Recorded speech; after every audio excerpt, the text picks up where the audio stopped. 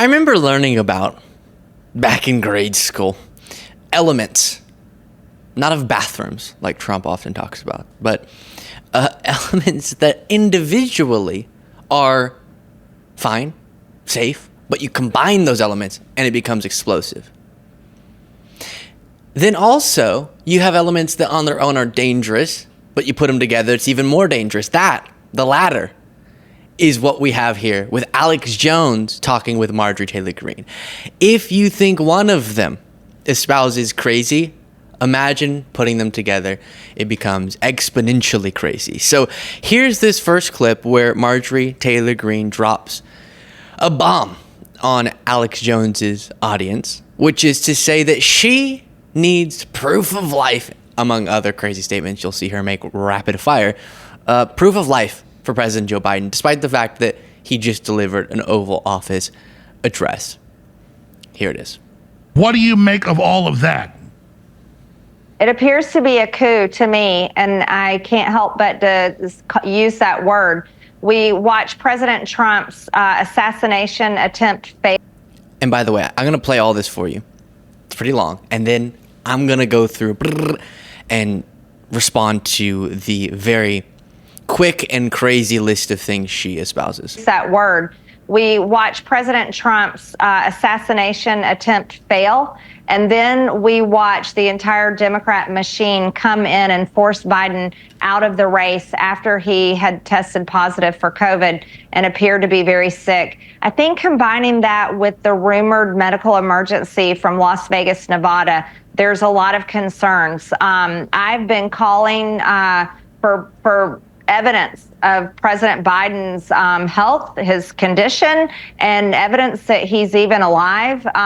Now they've come out and said that he's coming back to the White House. We're still waiting to see that happen. But I think we know exactly what's going on right now, Alex. It's the very people that lecture us and accuse us of destroying democracy are actually destroying democracy. They've chosen Kamala Harris. They've worked out whatever deals and details they need with her. I'm sure they did that after they made a settlement agreement with Joe Biden for whatever amount of money will go to his presidential library that will continue to pay off the family. But they made a deal with Kamala, and now she's the chosen one. We're seeing her being endorsed by everyone and now propped up not only by the Democrat Party, but propped up by all the culture warriors compared to some Gen Z term called brat, being made into a heroine, some sort of superhero memes on the internet.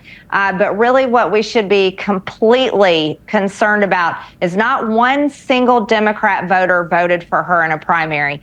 And she doesn't have the support of Democrat voters. She only had 1 to 2% in the 2020 Democrat presidential primary. They don't even like her. But the machine here in Washington has decided it's Kamala Harris, and I think they're going to do everything they can to push her across the line in November. You just ended a hearing.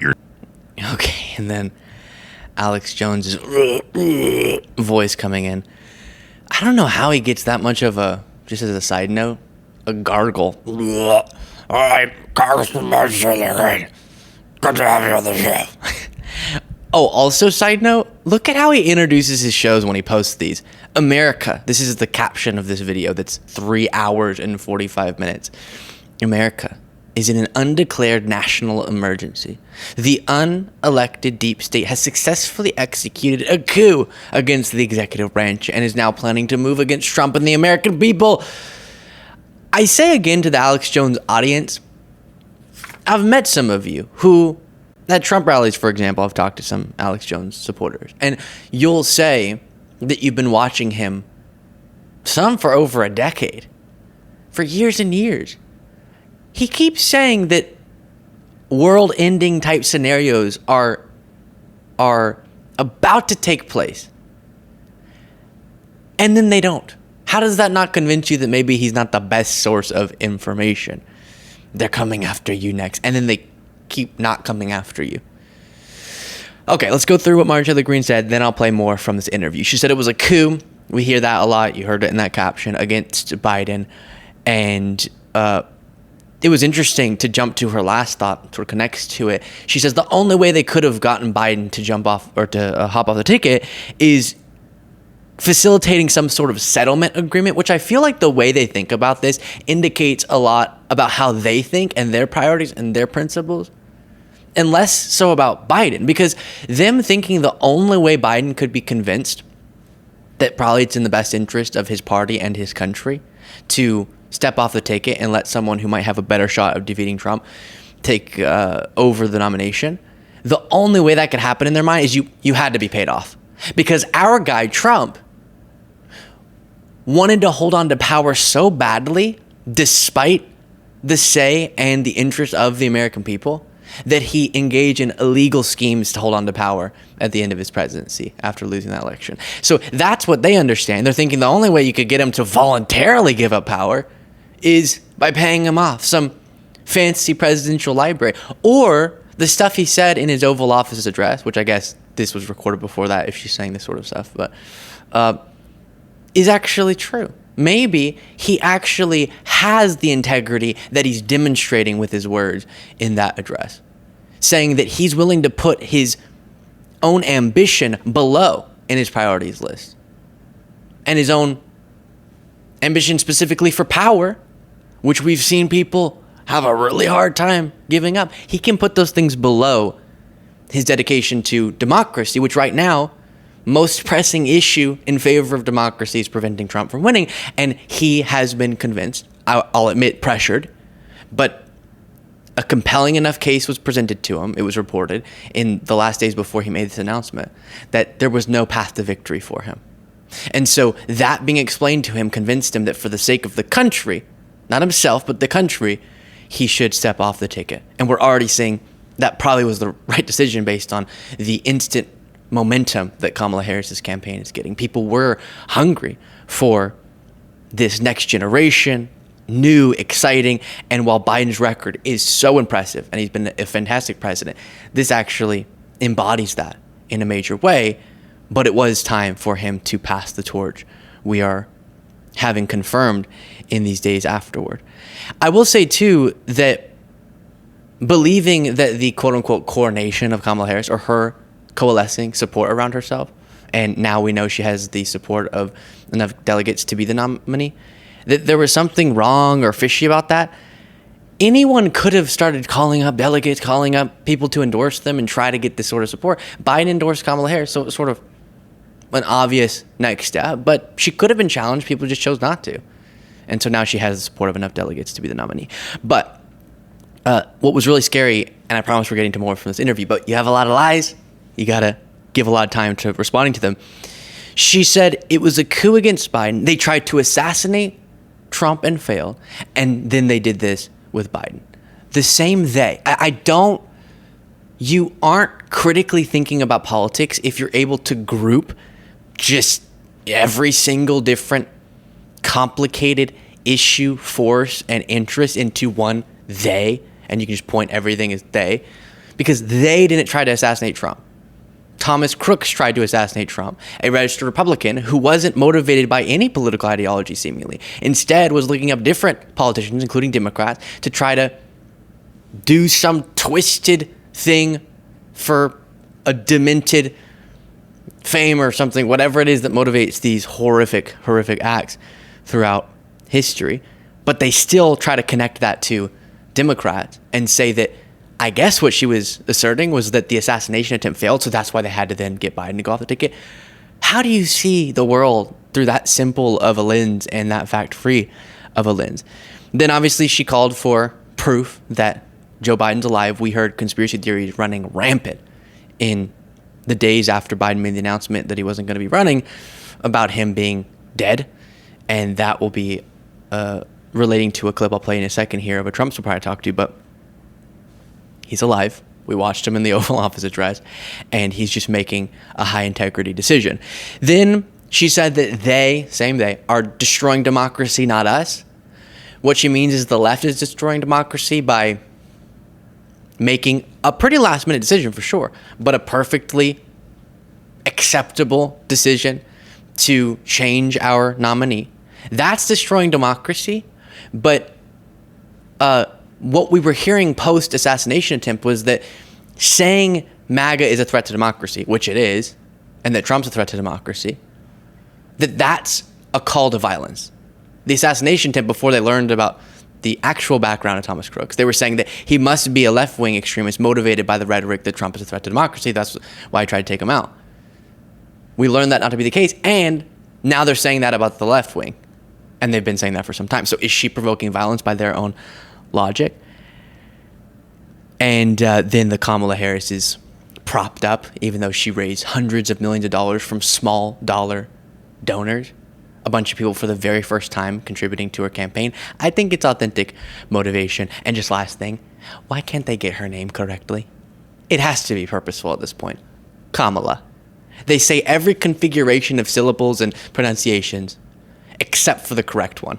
Seems like it's on purpose. We will get back to the interview first. Here's this Trump supporter interview that I did a little bit from it that I was reminded of based on Marjorie Taylor Greene saying, I think Joe Biden's dead, or is trying to allude to that by saying, I need proof that he's not dead. And a while ago, I had a Trump supporter who believed Joe Biden is dead. And if we see Joe Biden, it's because he's played by an actor. Here's a reminder of that conversation. So then how is Biden doing in his role? Is he the president right now? No, Biden is an actor, but I think Biden has been gone a long time. That's how I feel. Gone dead? Gone dead. Who's the one walking around? An actor. Do we know who the actor is? There's different ones that play him. Everybody has actors, but I know it sounds so far-fetched, but they say that they're going to reveal it soon, hopefully. Yeah, so there used to be a larger gap between just some crazy supporter on the street and an elected Republican. That gap is rapidly closing, and now you have Marjorie Taylor Greene saying, I need proof that Joe Biden's even alive. There must be a conspiracy that is going on where statements are being sent out, but it's not really him, and then he does an Oval Office address. Okay, well, that was a dumb point then. And that was so similar. Obviously, of course, I'll say the Trump supporter went even further with the it's an actor thing, but Marjorie Taylor Greene is just one Alex Jones interview away from saying that. Then here's more from the same interview. To ask, no matter what the mainstream media says, no matter what the Democrats say about us, no matter the labels that they give us, calling us conspiracy theorists, you want to know something? The government has failed the American people so badly and continues to do so on a daily basis. It is right to ask them these questions because looking from the outside and not having the information, it is easy to come to conclusions that this was a setup. And no one believes that this 20-year-old Thomas Crooks was able to pull this off by himself. And if he did... Would you do me a favor? If you're not already, can you click that subscribe button? It makes a huge difference. It's easy, free, but I appreciate it greatly. Back to the video. It's just so dangerous. It's just so dangerous. I don't know how time in her position of power hasn't given her any sense of responsibility to be mindful of her rhetoric. Because people do believe it was just Thomas Crooks, like what the evidence points to, that it was just Thomas Crooks. How about you wait until there's some evidence brought forward in an investigation that yields a conclusion like there was more, or that this was a setup by who? Biden. That's what she's trying to say. And I can't overstate how dangerous that is. And again, she is getting closer and closer to just being fully, practically Alex Jones, who has been saying this. The globalists think you're weak. They think you're stupid. They think they can kill Trump. They just tried it in front of the world, and now they're bitching at Trump for complaining. How dare you complain, CNN says. They're not trying to get No one has said that. No one has said that. No one has said that. What are you talking about? Trump. They got to get through Trump to get to you. And if they kill Trump, they think they've killed America. So we got to protect Trump. About to break it down right now, and CNN and the disgusting activity they're engaged in. Okay, and then playing some clip. So, Alex Jones is wrong, okay? There's no conspiracy to... I don't know why they play into sort of stereotypes of conspiracy theories where they have to look really close at that. I'm gonna... Listen, the globalists think you're stupid, but you're not stupid. You're smart, okay? You're smart like I'm smart. We're the smartest people. Hopefully that didn't ruin the sound quality too much. Sorry, podcast listeners, I'm being dramatic.